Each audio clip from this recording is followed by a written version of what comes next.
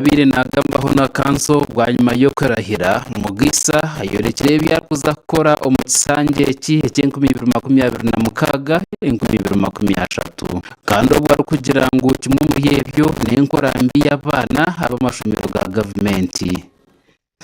Ogu ayongere yagira ngo district age etwirene kora ku bimbuzi bya inebu waza kugerageranisa naho City hamwe na za districts zinde zo Mbunyoro mukande kintu cyarate hwamani okureba ngo abana bargayo. Honorable councillors, we have a very big challenge to begin with in the education sector.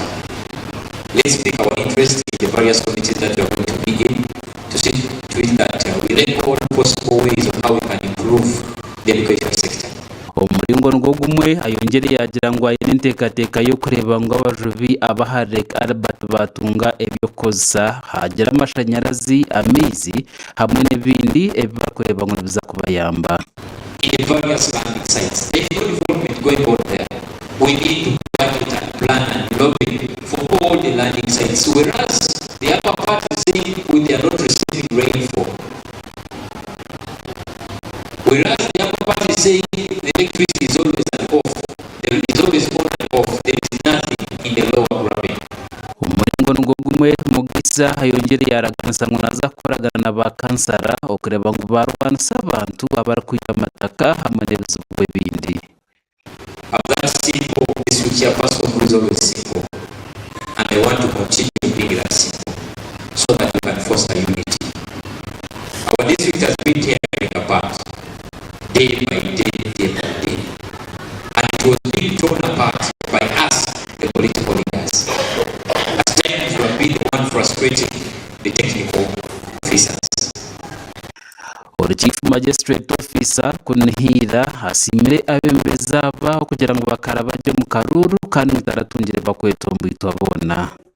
I will first and foremost congratulate each one of you, the honorable councillors, upon your successful election.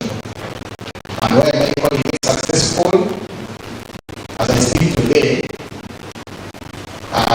bakansara za hizo bandirumwe bongere baronda Jackson Murindambura nga district speaker kandi ubwo asingire speaker biraruho Swipe Nyangabyachi no bururu 20.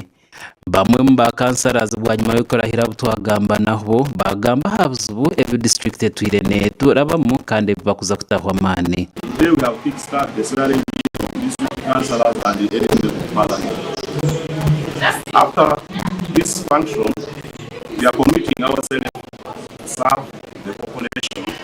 District. First of all, I want to thank the people of Bomba and Suma to discuss and to represent them again. In this new term we have started, my focus will be on health sector. Because abana bayitu abamani kati kusomere basomere kubungi kandi namusoro n'umurumo kukoyire katakora mu ngendo so tugomba kongera amani kura n'isoma iliyongera ku musakontent y'abana gasha kwa gada saba habwa tayari West.